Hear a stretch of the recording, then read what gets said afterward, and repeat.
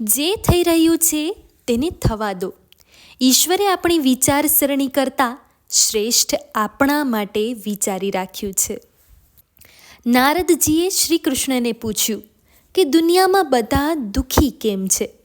ભગવાને હસીને કહ્યું કે સુખ તો બધાયની પાસે છે, પણ એકના સુખથી બીજો દુઃખી છે.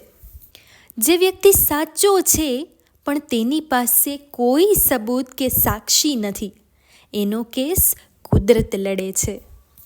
જે તમને જોઈએ છે તેના માટે લડતા નથી, તેથી તમે જે ગુમાવ્યું છે તેના માટે રડશો નહીં. બધો ખેલ કર્મનો છે.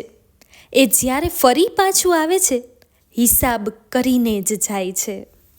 ઘમંડ ક્યારેય ન કરવો પોતાના નસીબ પર સાહેબ. એક કાંકરી પણ મોઢામાં ગયેલ કોળિયો બહાર કઢાવી શકે છે.